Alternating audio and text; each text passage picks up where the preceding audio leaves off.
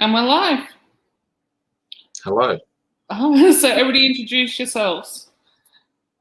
Okay, well, Rohana, do you want to start? Well, I'm Rohana. I'm a producer and actor with the Wolves Theatre Company, and we're here to talk about a play that we are about to take up to Sydney, which has already been on. The play deals with suicide, so it's a subject that might be disturbing to some people, but yeah, we're open to talk about anything, that anyone who wants to ask us anything about this play, because it might not be what you think. It's not as heavy as you think you might interpret it to be. So if anyone's got any questions, please fire away. My name's Michael. I'm the writer of the play, and I'm also one of the producers with the Wolves Theatre Company. My name's Robert Brockway. I'm the president of the Australian Men's Rights Association. I'm also involved with A Voice for Men and various other organisations. And Natalie and I have been doing this podcast now for a few weeks. Yeah. And I'm Natalie. I've got no affiliation with anything. I have seen the play Marooned twice in 1 week. I still say, and it's been almost 2 years now since I've seen it, or just over a year, that it is hands down one of the most honest and raw productions of anything I've ever seen. Like, it was just so honest and so raw, but it's not, you can't go in there with any preconceived ideas of what it's going to be about, because it's nowhere near it. Yeah. So I actually haven't seen the play. I was one of the organisers of ICMI20, the International Conference on Men's Issues, that was originally going to be in Sydney. The conference had to be cancelled, like everything else, because of COVID-19, and the plan had been to have at least one performance of Marooned at the conference. And one day we will have a conference, and we'll certainly get you in Sydney. We'll certainly get you guys along to do some performances there. I look forward to it. So why don't you tell us a little bit about the play for our audience? Do you want me to go? Okay. I had a friend called Guy May, and I used to be a tram driver. Now I'm just with the theatre company. But I came home at 2 o'clock one morning. I'd finished the late shift, and I had a friend on the phone to me who had terminal cancer. He just bought a house and everything. And he just couldn't believe it. While I was on the phone to him, and he was really upset, I got a text from Guy May saying, I'm feeling suicidal. Now, because Guy was an actor, I didn't take him as seriously as I should, and I told him, call Lifeline. A few days later, when I was at my daughter's graduation, I saw that he was gone. He was on Facebook. I was quite devastated.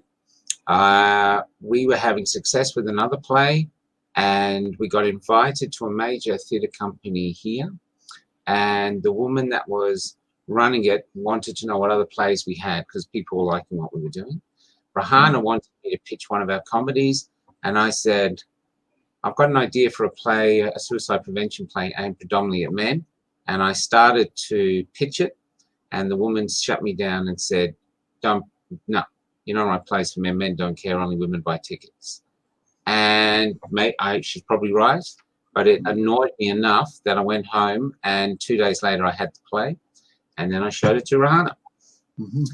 Yeah, and I'm pretty adamant to read it. Our first impression was like, it's going to be really heavy. We can't do a play about suicide. Obviously, it's important, but we needed something that had not a heavy play, but an issue-ish based thing, and I thought we needed something light.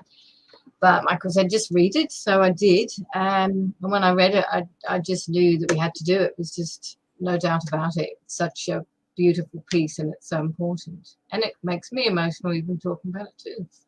And so we showed our team of actors at the time, and they just went mad for it. And then I had to call Guy May's mum, who I didn't know. And Guy was her only son. He was just short of 50. And when she came to the phone, it was like talking to someone at the back of a cave.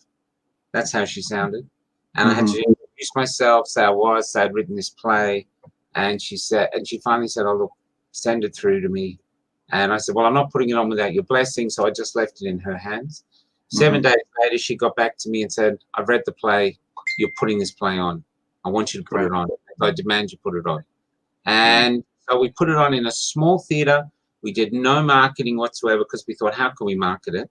We just put it on as a dedication to Guy and to his mum. And then all hell broke loose. We had a guy buy it straight away to take it to sale, MTC, the army, country towns. It's just, we're just trying to keep up with it. The demand for it. But prior to COVID, we were getting people just calling us from small places saying, you know, can you bring it to us? Can you bring it to us? And so that they've been on hold. We're going to start to get back to people now. And we're going to Launceston and other places coming up, but it's got its own, you know, flow. Momentum. Yep. People know, they just know that it's something. The most interesting way is whenever I have plays on, because we're trying to start our theatre company, I always meet and greet the audience before they come in. And a lot of them were like, because they didn't want to be there, it's about suicide. So they couldn't believe that it could be entertaining in any way. So they just really like, they didn't want to know me. And that happens a lot. There was one guy turned out to be a lawyer, and he just didn't want to know me. After the play, he came up to me, grabbed my hands in both hands and said, mate, how do I get this to Shepparton? So it stuns people, and that's the importance of the play. In the beginning, it was just men. Sorry. No, you're right. You go. 4 men. And so I was watching it. I'd watch it every single night. And, you know, usually when you watch something every single night, you get a bit tedious, whatever. But I was absolutely absorbed into every single performance. Now it's 3 men and 1 female. But it matches the statistics now. Yeah. Before it was just about men, but now one of them's a woman, and that's 1 woman dies to every 3 men. So it actually matches that. So I think it's well balanced. That's right. Yeah, that's the figure in Australia exactly. So it's 8 people a day in Australia, 6 men and 2 women was the approximate figure. That's right. So I was very impressed when I heard that you were performing in small towns. I thought that was particularly great considering the serious problem that rural areas have with suicide. I went to a screening of the Red Pill documentary that you may know about. Up in Gladstone. And I was on stage with a few other people after the documentary, and it really came home just how that was the issue that everybody in the town wanted to talk about.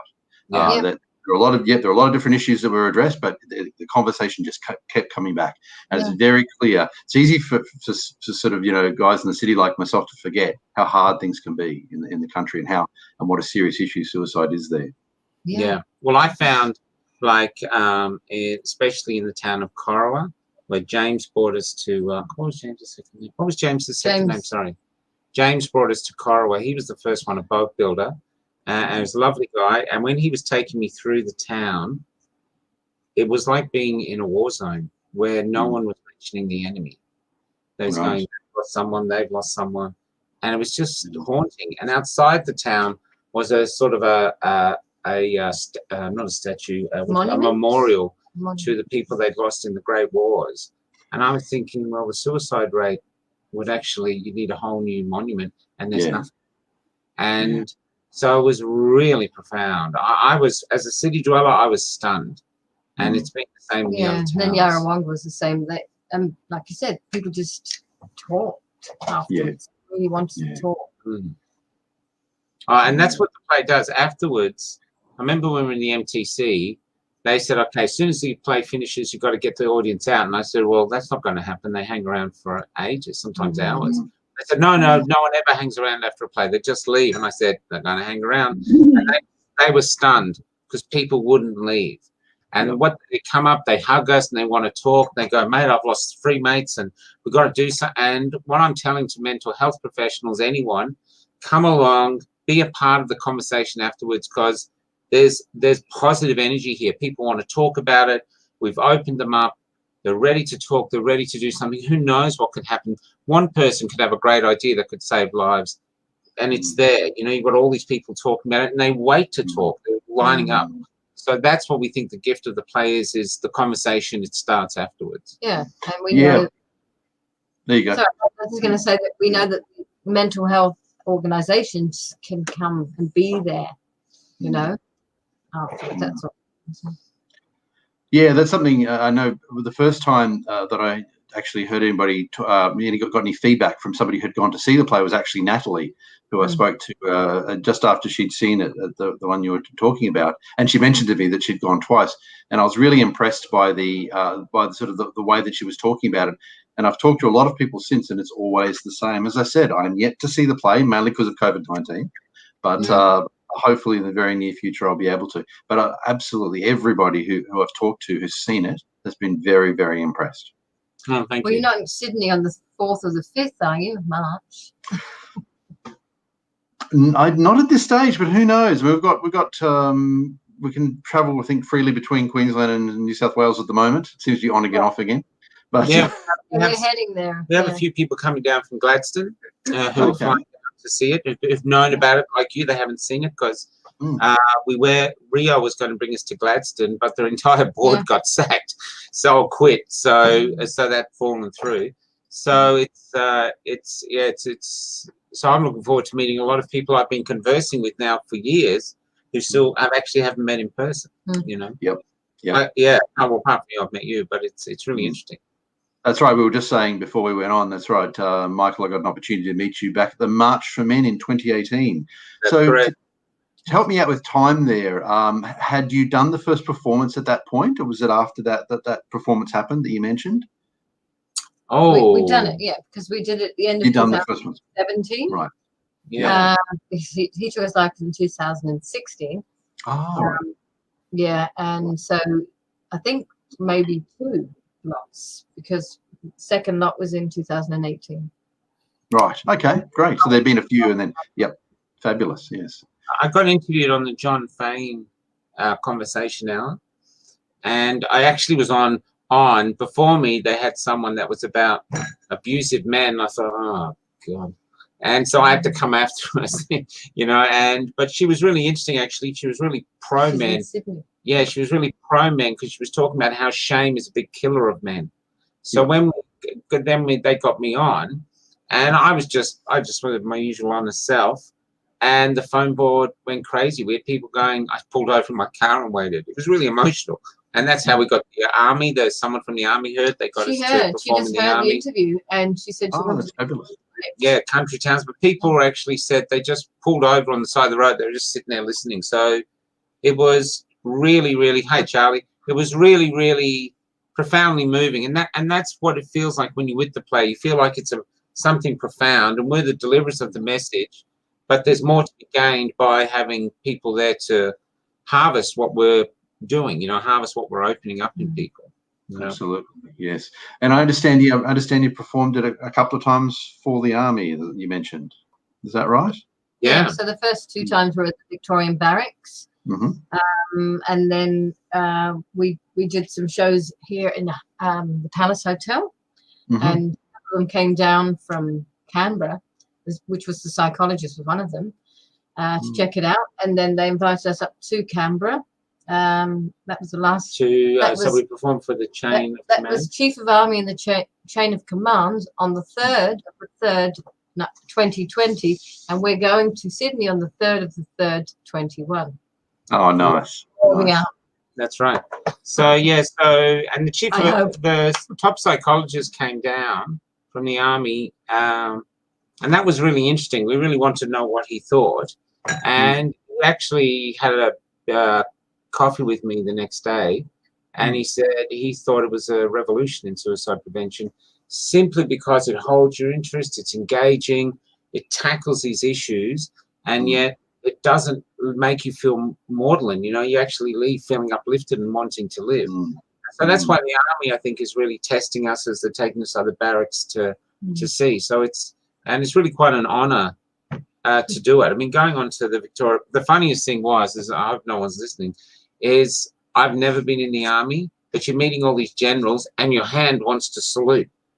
And it must be my DNA from a past life. And I'm going, don't you do anything because you don't know what you're doing. You're going to be like Benny Hill and but you can actually feel it going, what are you doing? Stop. You know, so that's really... Probably the uniforms, yes. do it. There's something maybe, who knows, in past lives we've been, who knows. Never know. Exactly. But they're wonderful people. They're just people. And it's just, so having the theatre and the army together, to me, was like a meeting of tribes, all trying to achieve the one thing, which is save lives.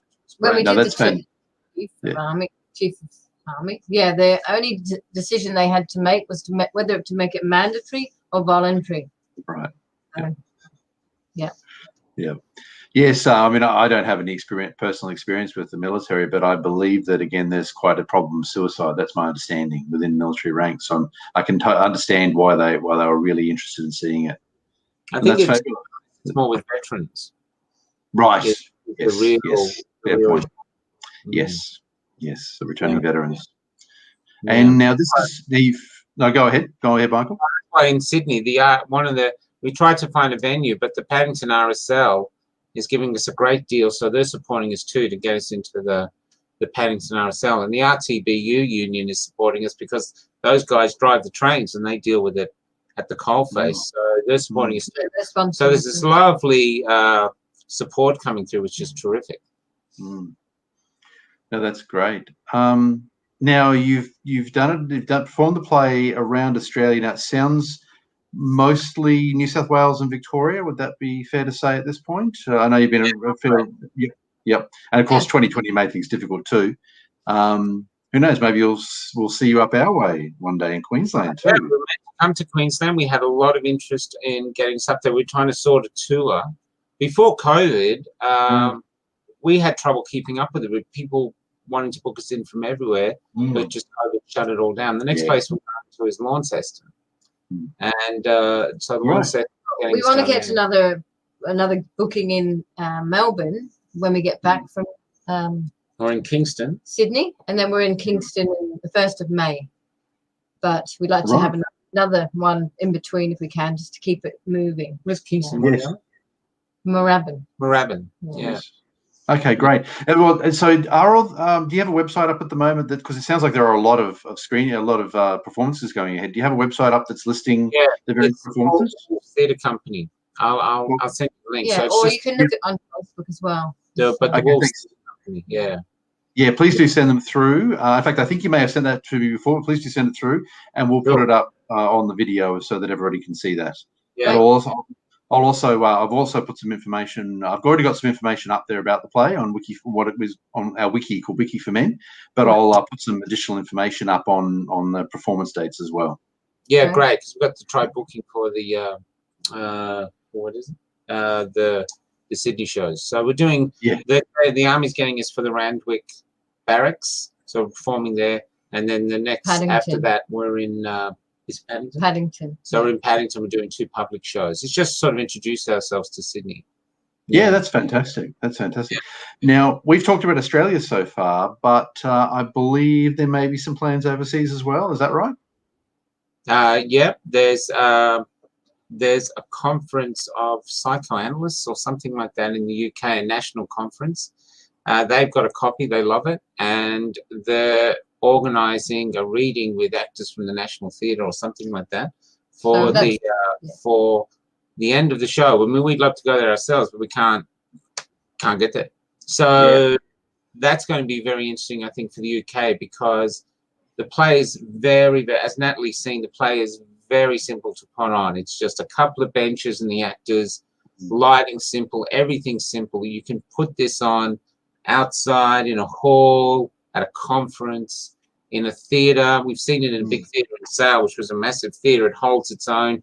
It's very robust, and it's been written that way for a play to put on. So I thought some of the country towns, like I know in Esperance in Perth, they had a spate of about 6 in a couple of weeks.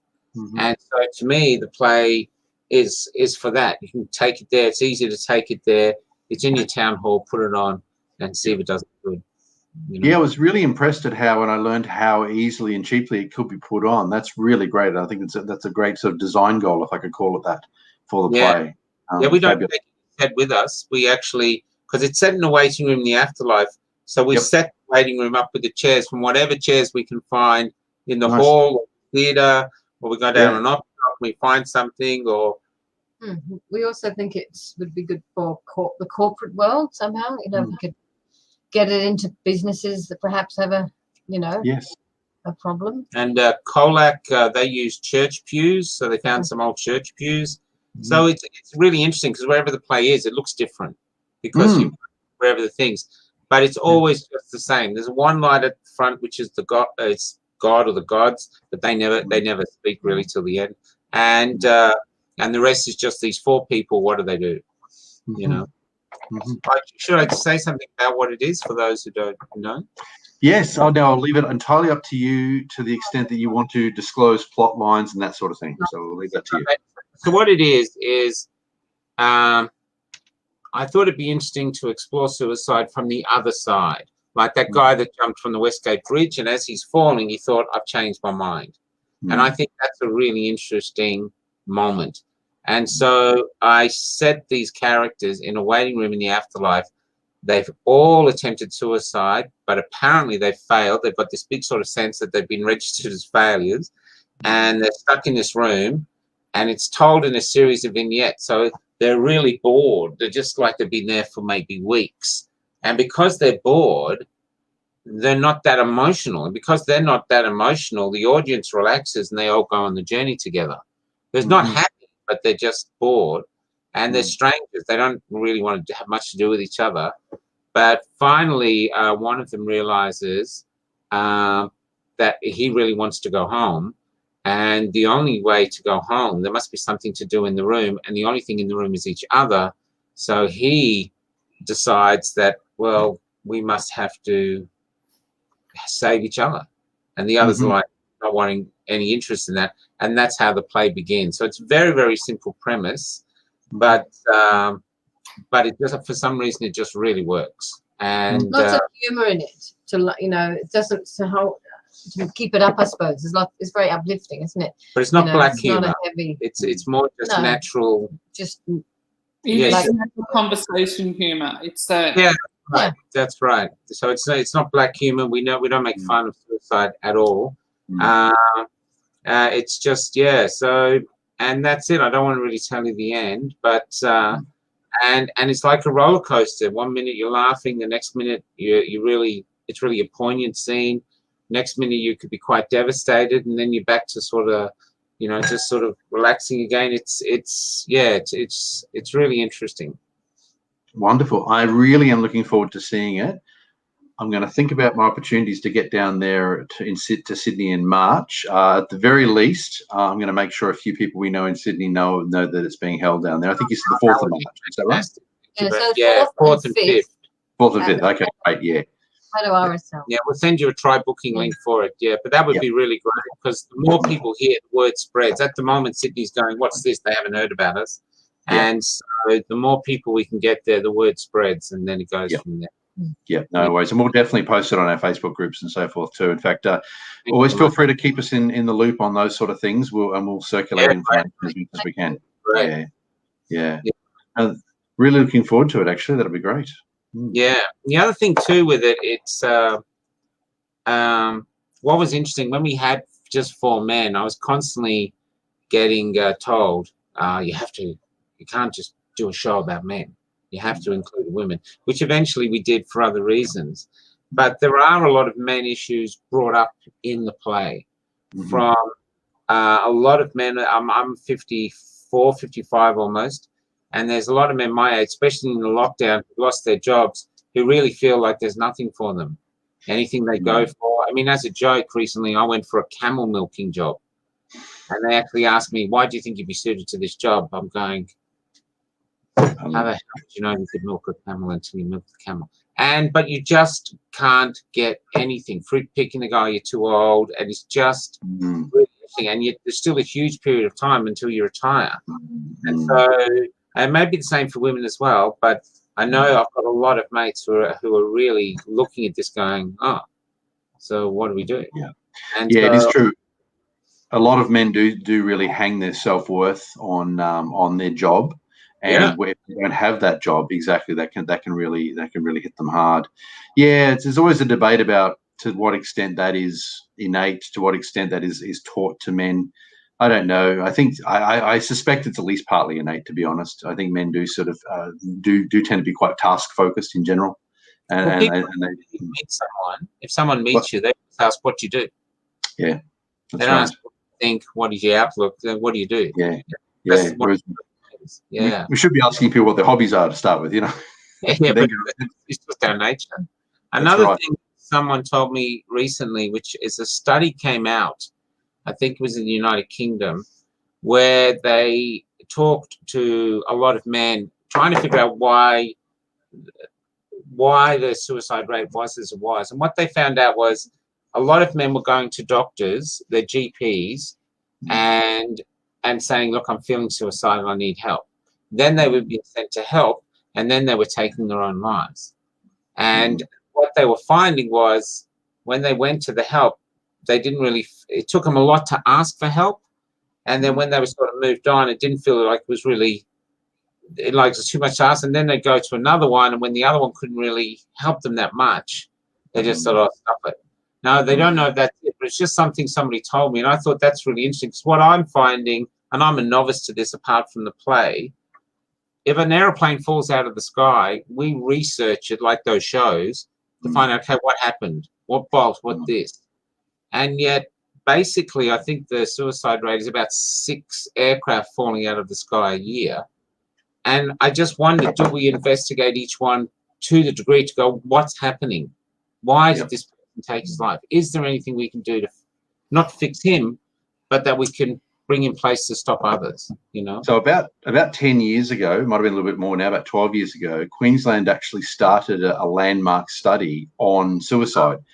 It's really, as far as I know, it's a world first. They actually looked at what caused, as in what was actually driving individuals to suicide. And they found that for men, the study was completed after 10 years, and I think released about 2 years ago. They found for men that in particular, relationship breakups were a significant driver of it, among not across the board, but among certain groups. And now they didn't dig further than that, unfortunately. I hope they do in the future. But my suspicion is that it's actually something that's coming from those relationship breakups, and that's parental alienation. I think that's probably a major driver of it, where you've got a lot of men, unfortunately, who are losing touch with their children. And like you say, with the work as well, they're thinking they're at that point they're reaching despair. So, but as I said, the study did say that they found that relationship breakups were a major driver. Now, Victoria, spurned on by Queensland having done this, Victoria, I believe, has now got one of these studies going. So hopefully people overseas will pick it up too, and hopefully in the future we'll get more and more information on what's actually digging down individual cases and seeing what's going on. So it is helping. There is work out there which is allowing us to get a better idea, but I think we still have a long way to go, unfortunately. Yeah, it is. It is. It's incredible. And then you're talking to these people. I was talking to someone from I can't remember which, because I've been talking to so many groups, and they're struggling to how they can't find anything to work, especially for men. You know, and so Yes. I find it. And to me, that's what I'm saying. I don't think Marooned's a cure, but if you've got this battle, you need new tools in the battle all the time. And I think Marooned is a new tool in the fight, and it can help. You know, that's exactly how I look at these things. It's a tool. It's a tool in the fight. Exactly. We've got a new tool. Maybe this could help for a while, and then get another one. So that's how I see it. It's simple as that. Absolutely agree. So there's a program that was running. I have to check to see if it's still running. I hope that it is. But it actually came up when I was in Gladstone at that screening of the Red Pill that I mentioned, and it's actually called "Are You Bogged, Mate?" And it's started by a lady. Yeah, it's started by a lady who travels around in her day job. She meets a lot of farmers. And now I believe her name is Mary McDonald, but I have to check. Hopefully I just got her name correct. I've had an opportunity to meet her, but it was a few years ago. Anyway, she was traveling around, and she, as well as her day job, dealing with sort of people in terms of the farming gear that she was talking about, she also realised that there was this serious problem among rural communities, and so she started this program called "Are You Bogged, Mate?" But one of the things that they did, which I thought was quite innovative, was that they said that in particular men weren't necessarily inclined to pick up the phone and talk to anybody, but they found that they were willing to text. So they actually were texting men. Yeah. And so they had these men, I guess it was that a little bit more removed perhaps, And then Yeah. we're more comfortable on the phone, and talking to people. So there's programs out there. I think we're moving in the right direction to a certain extent, but we still have a long way. Yeah, I've met loads of people that are really fighting. It's really amazing the energy they're putting into it, and some driven by friends they've lost. Other people are just driven. There's a huge lot going on to try stop it. You know, it's a lovely thing. Yeah. Yes. So Natalie's been quite quiet in the corner. Poor Natalie isn't very well tonight. So she messaged me before and said, "Take the lead, please, Rob." I said, "No problem." So well done, Natalie, hanging in with us. Hey, I pinched a nerve in my back and went to the hospital last night, and they've given me the good drugs. So Right. I'm just sitting here seeing little fairies flying around. But I do want to say, even if the subject matter of Marooned is, of course, suicide, but it's sort of like that's the elephant in the room, and it's, even though they do talk about it, they talk about the characters talk about their lives as well, so it's not ignored. But I do remember seeing it, and I remember Greg's name and I remember Christopher's name. I'm so sorry, I forget the young fella's name. It was he's changed now to Daniel. We had another actor, Yeah, so I saw when you had the other actor, and there was, and I could like literally see myself in Rohana. I saw people I work with in Greg. I saw my male mates in Christopher's role, but I saw my son in Daniel's role. And there was something amazing that he did that I was watching whilst all the action's going on over here. I was watching Daniel's character, and he was doing the same things my son does. So even though this is where you're focusing on one or two characters, the other characters are still performing. They're not just sitting back listening to the main characters. They are still performing, even if it's just with a hand gesture. Yeah. And that's what I thought was really magical, was that's how you see people in these characters, is even when they're not doing anything, they're actually doing something. Yeah. And it's an ensemble piece, so everybody's on stage all the time, and everybody has about the same amount of lines. So it doesn't really have a star. It's basically it's the four of them, which is unusual too. Usually you have one protagonist, an antagonist, and then backup.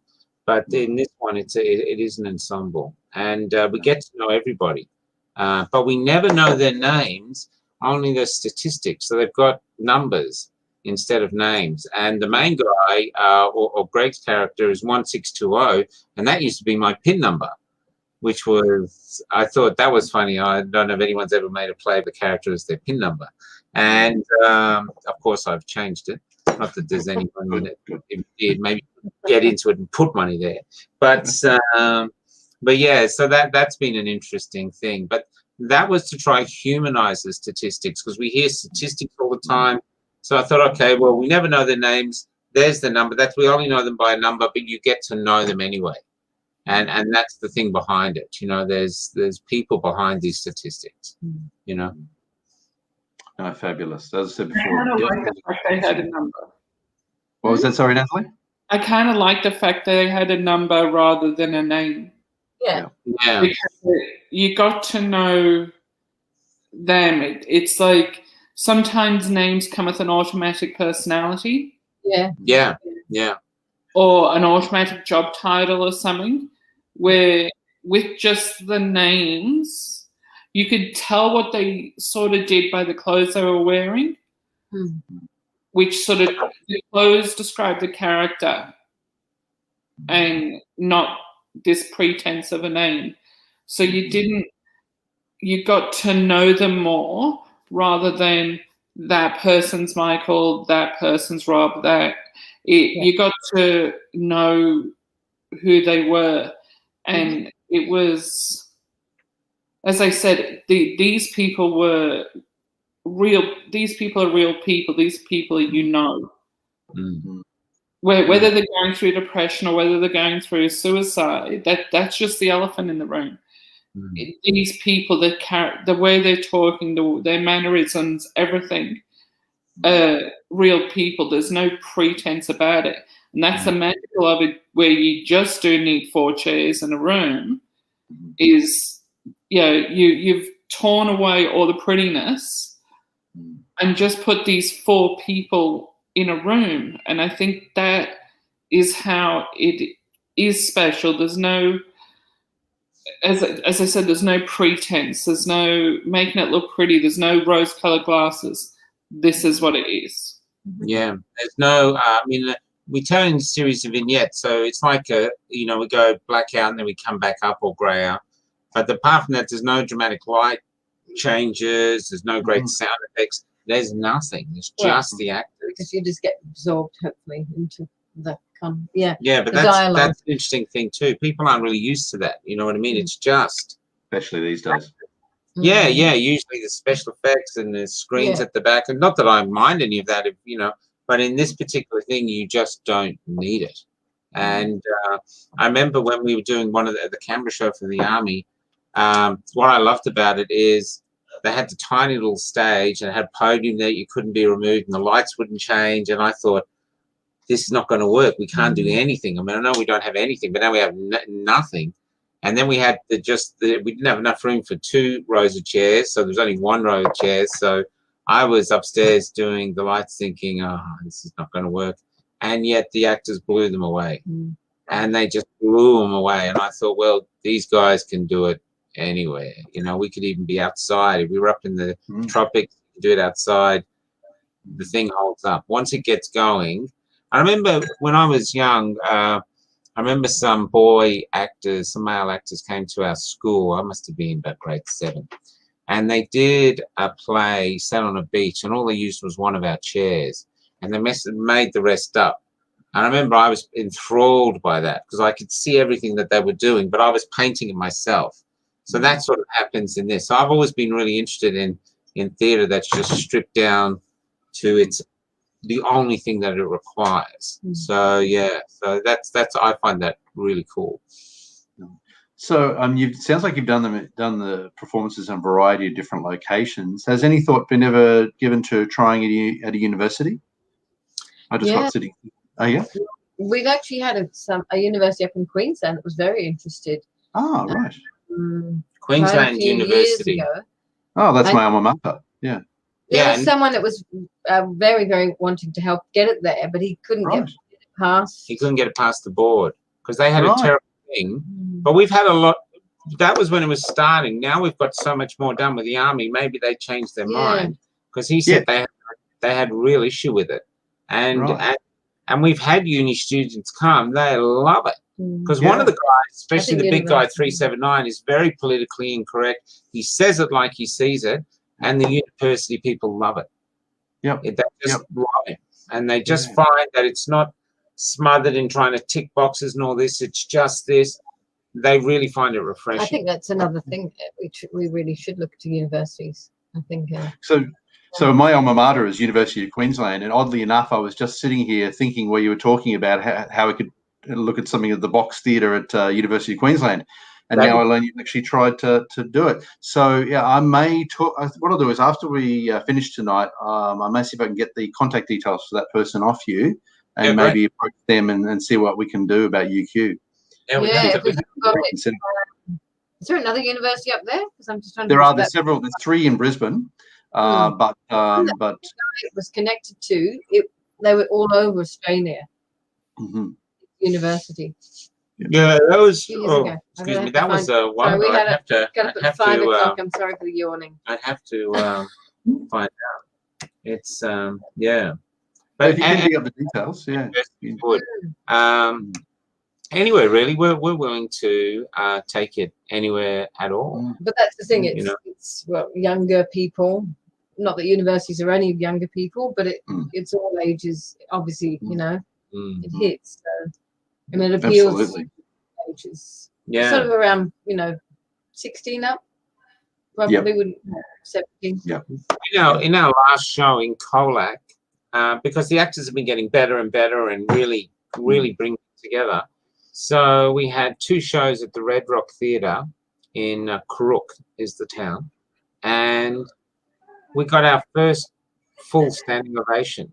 There was full house, and they just at the end they just all rose to their feet. And I remember the actors looking like stunned, and I thought, well, you've earned that, guys. You've worked the hard yards. And so when I was first meeting the Colac audience, they were like very guarded, thinking, oh, what's this going to be? Afterwards, they were taking the posters off the wall, and they wanted people to sign it, but they wanted to talk to us and go, look, I've lost someone this. And they were going, you take this everywhere. And they flooded Facebook with all their little reviews and stuff like that. And then the next day we did the show again. And I thought, well, that's not going to happen again. And we had a full house. And again, they all stood up. And that's what I've been like. It's quite a profound thing with this, quite humbling. You know that line, got to take this everywhere, is the line of the play. After people just say that. Yeah, always.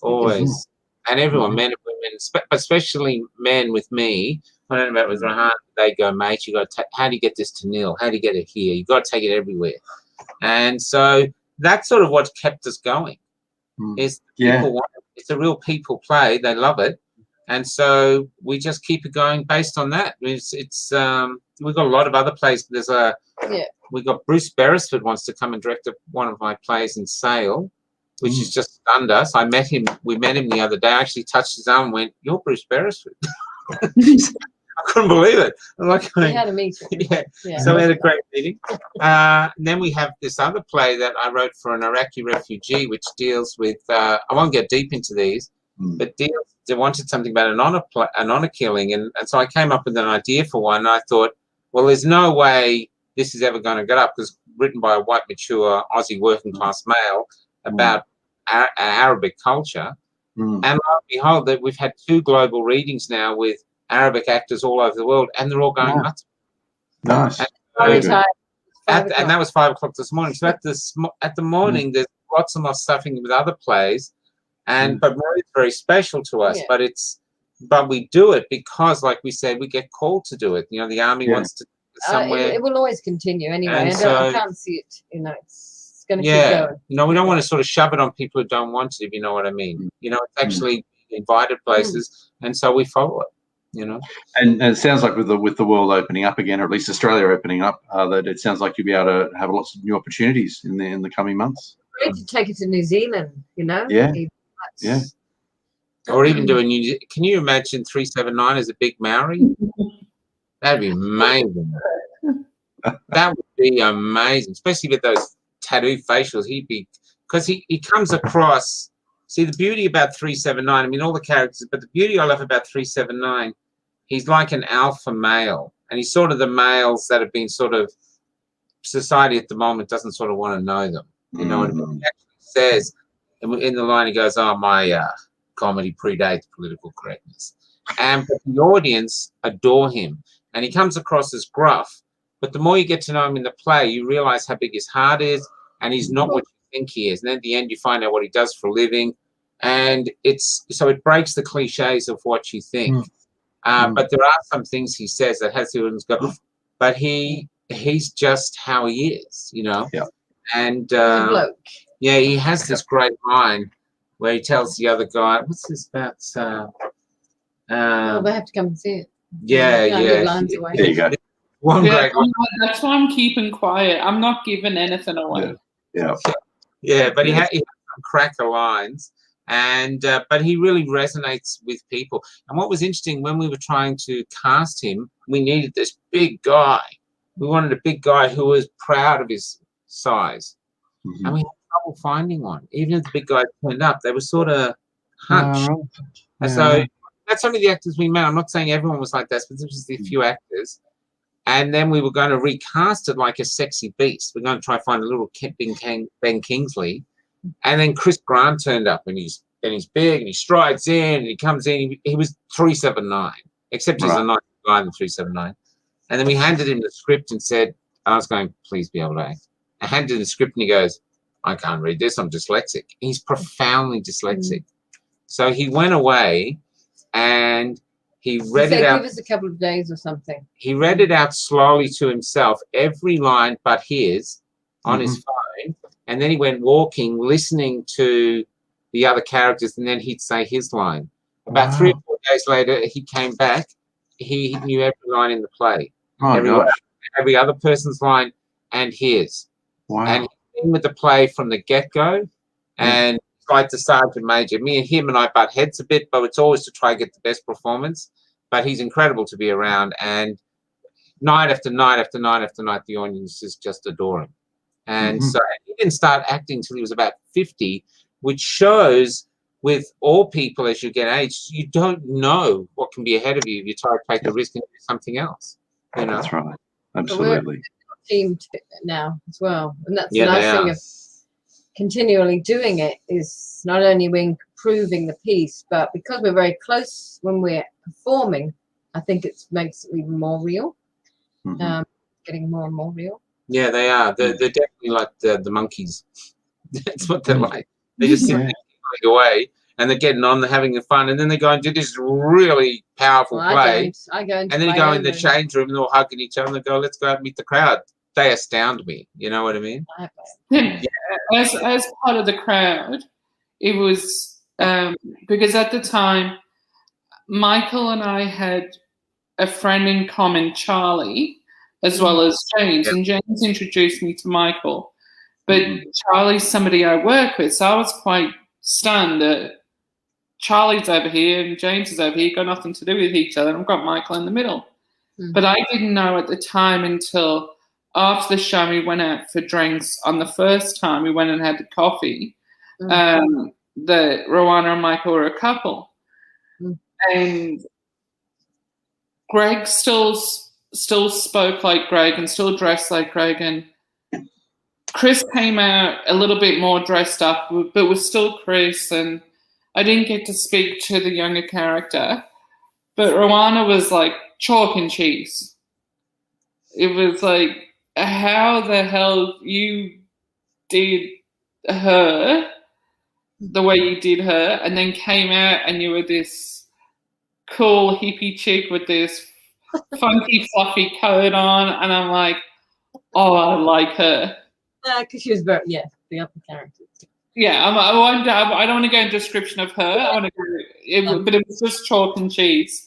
And then we went out and we had a coffee, and it was all well and good, and I was able to relax more. And then the following week we went to the bar behind the arts centre. And you brought your friend. It was all of us there, and I was talking to Chris and I was talking to Greg, and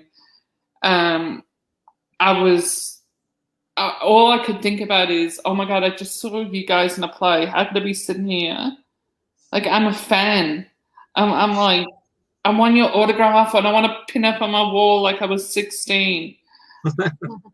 But this is how much these characters sucked you in, and then to meet the real people, and it was so special. And the fact that they do that, because you do come out changed, I believe, and I came out changed on both times. And the fact that they come out and they meet and greet you and they have a conversation with you, it was like, who the hell are you people? Like, shouldn't you be going off drinking champagne and ignoring us peasants? But they don't. They come out and they meet you and they talk to you, and it made the play even more special because we did talk about it, but you talked about it to the people who put it on. You just didn't talk about it together. Yeah. Well, like the Palace Hotel was a perfect thing. People came to see us there, and we just came downstairs and mingled with the people who come. The audience are our bread and butter. So I always meet and greet. I usually have a tuxedo, and the program is a big Q code, like about this big on my back. So when I was at the MTC, they hadn't seen anything like me. They're going, what's the playwright doing? Why is he out here? Why is he walking around in a? Why is he letting Why has he people got a cue code on his back? touch his back? And there's all these people behind me going, and they're all scanning my back, like one of these things to, you know, and they're lined up, and I'm going, if you scan my ass, you get free tickets. And there's, and they've got here, and the meeting, We're environmental. but to me, we're unfunded. So with other players, we're getting funding, but this player at that point was unfunded. Yep. The customer's our bread and butter, and it's like selling anything. It's like if I'm a butcher, I talk to my people. I'm here to present, and like you said, you left the play moved. That's what I want. Yeah. So I meet you first, and then afterwards, we want you to come back and see other shows and stuff. So it's very important to me. Really interesting to see that you have moved someone as well, and that you've actually moved them, made them laugh, whatever, you know, even if they're angry afterwards, because that makes you feel I've done it. That's what it's about, you know. I remember the opening night in Paran. It was a tiny little theatre, and I was doing the lights. And it was a really complicated board, and I was thinking, oh my God, what am I going to do? So I just broke a pencil, and I had the pencil, I just went boom, boom, boom. You know, I just kept it simple. And when it was finished, no one moved. We had a full house, but no one was moving. I was thinking, do they think they've all applauded that, you know, why aren't they moving? And it took me a while to sort of walk down and go, it's finished, you know. And I swear to God, this guy looked up to me like this, and I thought to myself, why is your face covered in Vaseline? That's what I thought. And then I realized it was tears. And then he got up and said, who are you? And I said, oh, you know, we're with the theatre company. And he goes, did you write that? And then he just hugged me. And then other men were coming up. And this was mainly because it was all men then. And I was just having lines of men around me wanting to shake my hand, pat me on the back, buy me a drink, going, how do we get this here, mate? And it still gives me goosebumps. It was just profound, hugging me, coming up. It was incredible, and that's how it's been. So I get a lot of women doing it too, wanting to meet me who've lost partners and other things. But the men, like there was one guy in Sale, he came up and he said, mate, I've never seen a play in my life, but I'm coming to see everything you do because that was fucking brilliant. And I love that because I'm a working class. That's where I'm from. So to me, that's gold. We have to go to Queensland because and that's so I'm very much we're very much with the people. That's who it is. You know, we're not precious. We're not precious. And we're not. I won't say anything more because that would become thing. Yeah. So. Well, speaking of Queensland, I'm a Queenslander, so let's see what we can do about getting up here. Townsville. You know the sugar mountain, the sugar shaker. I was up there. My father was working on that. So go to school with no shoes on and stuff like this. I loved it. Yeah. Yeah. Yes. Yeah, it's a good time. Yes.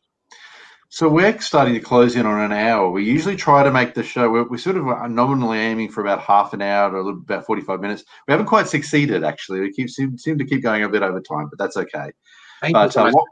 Tonight was special. So thank you very much for coming along tonight and talking to us about the play.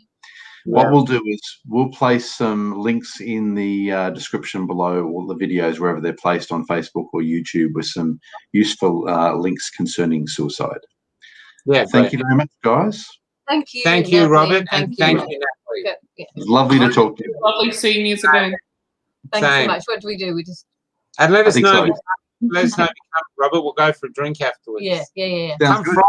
If you can make it Friday night, Bruce Bereford is coming. Well, I'll stay in touch, and there's definitely some information I want to get. We can publish some information on various websites, as I mentioned, as well. Great. We'll talk to you offline. Thanks. Yes, Bye-bye. Bye. Bye, guys.